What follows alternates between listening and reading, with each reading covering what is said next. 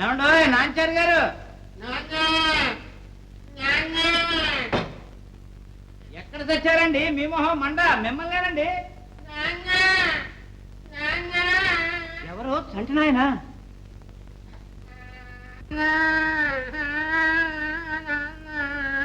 ఏనాయనా నేను ఇంట్లో పెట్టి గొండం పెట్టిందా? నాన్న నన్ను ఎత్తుతో నాన్న.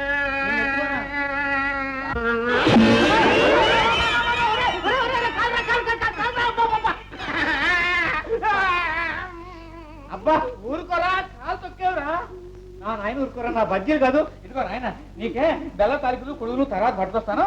ఇదిగో అందాక ఈ ఉన్నది ఇదిగో రా నాయన. ఎవర్రా కంటే నేను గదిలో పెట్టింది? అమ్మానా? అది తాత పర్వతా మామయ్య తుబ్బులేమను దొందతాటుగా ముద్దెట్టుకున్నాడు. నేను నాన్నతో చెప్తానంటే తుబ్బులు నేను మొయ్యను. వాడిని చెప్పలే. చెప్పు నాయన. తుబ్బులు నమ్మతో నేను దొందలి పువ్వులు చంపి లేవల్లో తలుపుతున్నానని చెబితే అమ్మ నన్ను దొందలో పెట్టి దొందలం పెట్టింది.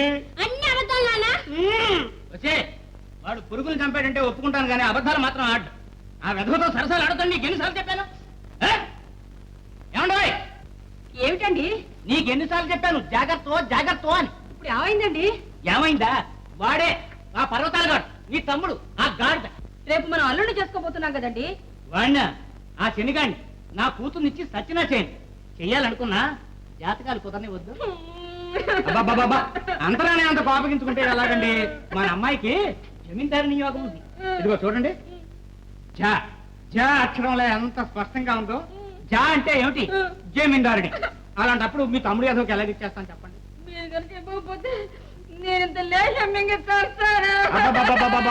నెత్తి మీద నీలకుండా ఇంత సులువుగా దింపేస్తే ఎలా చెప్పండి? ఊరుకోండి, వాడిని మర్చిపోండి. వాడికే కనుక మీరు ఇవ్వకపోతే నేను చావడం మాత్రం ఖాయం. నువ్వు సత్తను వద్దు, నన్ను చంపను వద్దు. ఊరుకోండి ఊరుకోండి. రాక రాక జమీందారు గారు వచ్చారు. భార్య పోయిన ఇన్నేళ్లకి రెండో పెళ్లి గురించి. అమ్మా ఏమిటి రెండో పెళ్లి వాడికా? అబ్బా రామచంద్ర, మొదటి భార్య 4 ఏళ్లు కాపురం చేయకుండానే హరి అనేసి. మన మందుల మహిమ ఏమిటో మనం చెప్పుకోకూడదు. ఇప్పుడు జమీందారు గారు 16 ఏళ్ల బాలాకుమారుని వలె ఉన్నారు. ఆ తేజస్సు, ఆ టీవీ, ఆ ఆస్తి ఇవన్నీ చూస్తే నాకే పెళ్లి చేసేసుకోవాలనిపించేసింది. ఏమైనా సరే మన సుబ్బులు జమీందారుని కావాల్సిందే.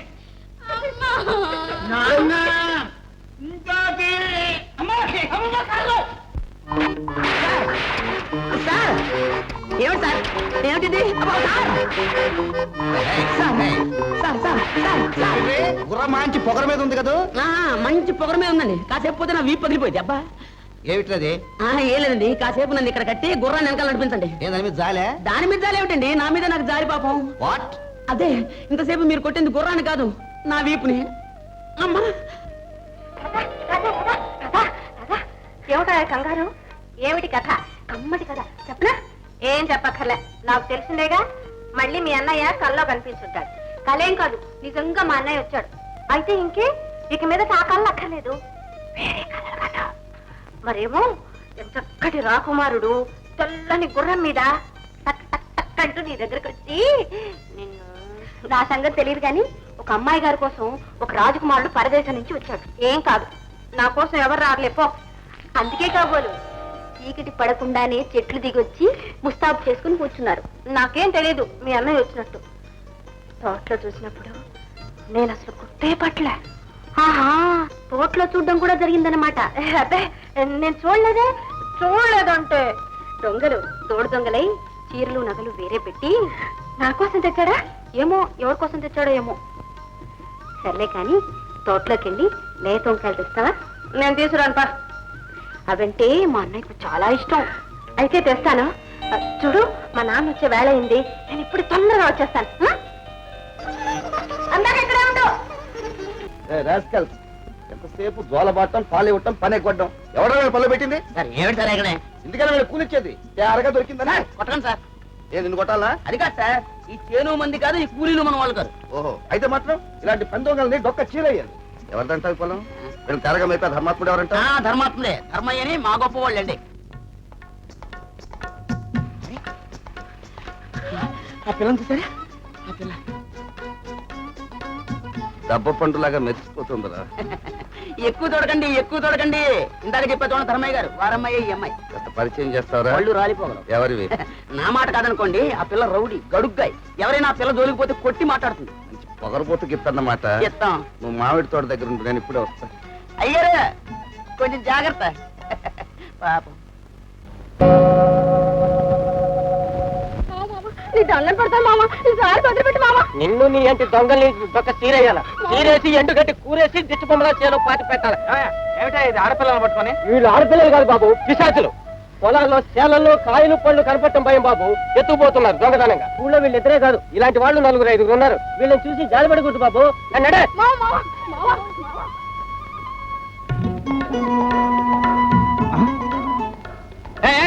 ఆగాదు, ఆగమంటుంటే నువ్వా? ఇందాక నా సంచిగా చేసిన పిల్లవు కదూ, మళ్ళీ ఇక్కడ కూరగాయలు దొంగతనమా? అవి అక్కడ పెట్టు. ఏమిటయ్యా మహా దబాయిస్తున్నావు? ఇయ్య నీ చేల కూరగాయలు కాదు. అవును, మా చేలవే. కొయ్ కొయ్ నా సామిరంగా కొయ్. ఏయ్, మాటలు మర్యాదగా రాని. ముందు మర్యాదగా చేయొద్దులు. వదలను. నిన్ను పంచాయతీ ఆఫీసులో అప్పచెప్పి నడు. ఉమ్.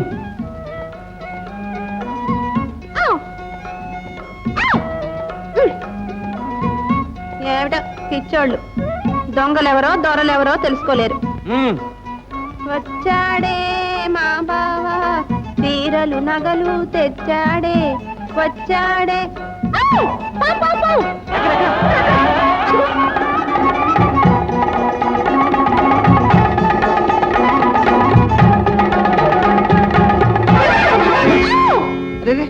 ఏమిటా కంగారు?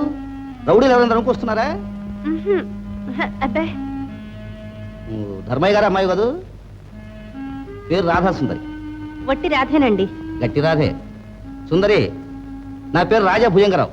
ఓహో, మా సెక్రటరీ రోడ్డు మీద ఉన్నాడు, అంచేత నన్ను గురించి నేనే చెప్పుకోవాల్సి వస్తుంది. ఈ పొలాలన్నీ మావే, నీకేం కావాలన్నా కోసుకోవచ్చు. అబ్బే ఏం అక్కర్లేదండి. అయ్యో సుందరి, మాట నేను అందగాడిని అని ఆడాళ్ళందరూ అనుకుంటుంటారట. నాకు ముఖస్థుతి నచ్చదు, నేను విన్నా నమ్మను. ఇలాగే నేను మద్రాసు, బొంబాయి, కలకత్తా క్యాంపులకు వెళ్ళినప్పుడు mister Bhujangam please marry me అని ఆడాళ్ళందరూ నా మీద పడుతుంటారు. నేనంటాను, నాకు మీరెవ్వరూ అక్కర్లేదు, నాకు ఓ స్వప్న సుందరి ఉంది అంటాను. ఎవరా స్వప్న సుందరి అంటారు వాళ్ళు. ఏమో నాకే తెలియదు, నేనెలా చెప్పను అంటాను. అంతే. ఇన్నాళ్ళకి ఇవాళ ఇందాక కళ్ళారా కన్నాను. దేవుడే ఆ సుందరిని నా ఎదురుగుండా పంపించాడు, ఢీ కొట్టించాడు, పెళ్లి చేసుకో అంటున్నాడు.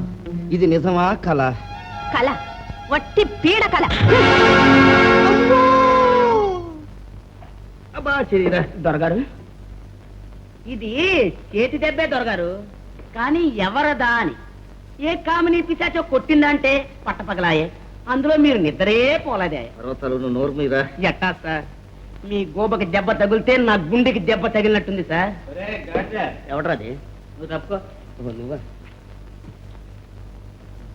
దెబ్బ కాదు, పన్ను పుచ్చినా దవడ వాస్తాయి. Non sense. ముత్యాలంటి పళ్ళున్న దొరగారిని పట్టుకుని పన్ను పుచ్చిందంటావా? చూడు, కళ్ళు పెట్టి చూడు. మరి పోనీ పన్ను పుచ్చకపోతే అమ్మవారు అనుగ్రహించిన గోబలు వస్తాయి. దంత సంహారిణి అని ఒకే ఒక ఔషధం ఉంది. దంత సంహారిణ? ఏం లేదు, పళ్ళు రాలిపోతాయి. అది దంత సూలాహరి. దంత సూలాహరి అదే అన్నా? అదే అన్నాను. అయితే వెళ్ళి వీళ్ళ తెలివితేటలు ఊరేగించా, వీళ్ళిద్దరు కలిసి సంతానాన్ని పంపించేటట్టున్నారే. సార్, వకీలుకి వైద్యుడికి నిజం చెప్పాలంటారు, లేకపోతే మా బావ పిప్పి పొట్టుకు మందేసేస్తాడు. మీ ముత్యాలంటే 32 పళ్ళు టపక్కన సరిపోతాయి. అయితే ఆ వైద్యం నాకొద్దు, మీ భావనే చేసుకోమను. ఓహో, దంత వైద్యం కాదు, చెంప వైద్యం అన్నమాట. చెంపకాయ? మిమ్మల్ని కొట్టే దమ్ములు ఎవడుకున్నాయండి? మీకు మీరే కొట్టుకుని ఉంటారు. లేకపోతే అంత చెడ్డ పని చేశారు మీరు. చెడ్డ పని కాదురా చెవలయ్య, సరసం అయి ఉంటుంది. చూడా లేత వీళ్ళు. చచ్చా, ఆడది కొడితే పడతానా? ఆడది కొడితేనే గ్లామర్ సార్. శ్రీకృష్ణుడు అంతటి వాడు తిన్నాడు. పోనీ నా చెవులో చెప్పండి ఫలానా అని. అదేరా, ఆ పొలం గట్టు మీద కనిపించిందే.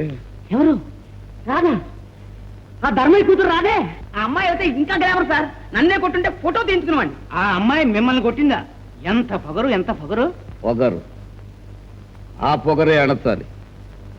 ఏ చెయ్యి నన్ను కొట్టిందో ఆ చెయ్యే ముందు రావాలి, మందు వెయ్యాలి. అంతవరకు ఈ వాపు ఇలాగే ఉండాలంటారా? వాపు తగ్గేలోపే దాన్ని ఇక్కడ తీసుకొచ్చి పడేయాలి. అయితే చెప్పిరా నీకోసమే మొహం వాచి కూర్చున్నారు అని. పరసాలు నువ్వు నోర్మై. ఆ అమ్మాయి ఎలాగొస్తుంది సార్? కావాలంటే పెళ్లి చేసుకుంటానయ్యా. కావాలంటేనే దానికి పెళ్లి సంబంధం కూడా ఖాయమైపోయింది. అందులోనూ సెకండ్ హ్యాండ్ పెళ్లి కూతురు మనకెందుకు? దొరగారు మాత్రం భార్య పోయి 10 ఏళ్ళు పాపం. మరొకళ్ళు నోరు మూసుకున్నావు పో. నా మాట వినండి. కో అంటే 1 కోటి మందిని తెస్తాను. 1 కోటి మంది నేనేం చేసుకోను. మాట వరుస కన్నాను. చూడండి, మా అమ్మాయి శుభలక్ష్మి ఉంది. చిదివి దీపం పెట్టవచ్చు. చేతిలో జర్రుగుడ్డులాగా ధనరేఖ, జమీందారిని యోగం. ఆ రేఖ అచ్చం జాక్షరంలా ఉంది సుమండి. జాపక్కని భూ కూడా ఉందా బావా? రే నువ్వు నోర్మై. పానకాలు చిత్తం మందు. ఈ మందు కాదు స్వామి, నా ప్రాణానికి మందు రాధ. రాధ రావాలి, మందు వెయ్యాలి. చిత్తం ఎంత మాట అన్నారు. చూడండి, ఖాయమైన పెళ్లి కాకుండా చేసే మహాపాపం. ఆ ఉసురు నా కూతురు కొడితే దాని పెళ్లి. ఆ పూచి నాది. ఉసురు గిసురు 10,000 దిగదుడు చేస్తే ఎగిరిపోతుంది. చిత్తం ఎంత అన్నారు? 10,000. ఎంత సార్? నీ బొందంతా నోరుముయ్. చిత్తం 10,000 అండి. సరే, మీ బోడి పెద్దల మాట ఎలా కాదంటాను. డబ్బిస్తున్నారు కాబట్టి శాంతులు గట్టా చేయించుకుంటాను. అయితే 1000 చక్రం వెయ్యి. మరి విఘ్నేశ్వర పూజ ఎంత కావాలి? 5,000. ఇక మీరు పడుకోండి. యాగంగా ముహూర్తం పెట్టిందుకు వచ్చేస్తాను. ఏరా? ఏం లేదు సార్, మా సుబ్బుల చేతిలో జా ఉందని చెప్పాడు సార్ మా బావ. మీ చేతిలో సూ ఉందేమో అని భయపడుతున్నానండి. ఉంటే ఏం చేస్తావురా? ఏం చేస్తానా? చాకు పెట్టి చెక్కేస్తాను సార్. మీరు దొరైనా సరే దేవుడైనా సరే. నీ ప్రేమ ఏమిటి సార్?